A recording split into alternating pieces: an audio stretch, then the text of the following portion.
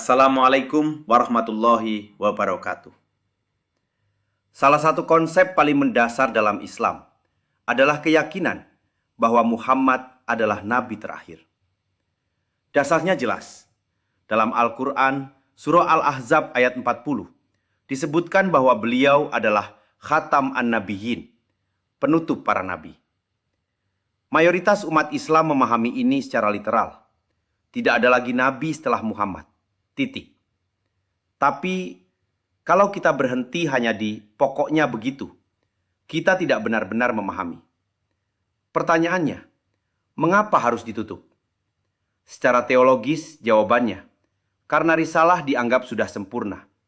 Ajaran sudah lengkap sehingga tidak perlu nabi baru. Namun secara rasional, ada hal menarik. Bayangkan jika pintu kenabian tetap terbuka. Siapapun bisa mengklaim dirinya nabi.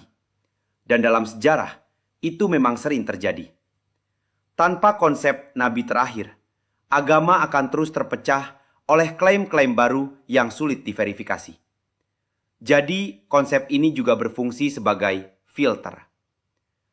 Bukan hanya soal iman, tapi juga soal stabilitas. Ia mengunci otoritas wahyu pada satu titik, Al-Quran. Dan setelah itu, peran manusia bukan lagi menerima wahyu, tapi menafsirkan. Menariknya, tidak semua kelompok sepakat. Seperti Ahmadiyah yang menafsirkan khatam bukan sebagai penutup mutlak, tapi sebagai puncak. Namun, pandangan ini ditolak oleh mayoritas umat Islam.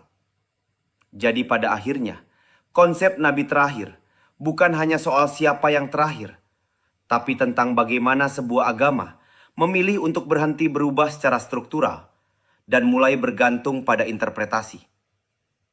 Karena setelah nabi terakhir, yang tersisa bukan wahyu baru, tapi manusia dengan segala tafsirnya.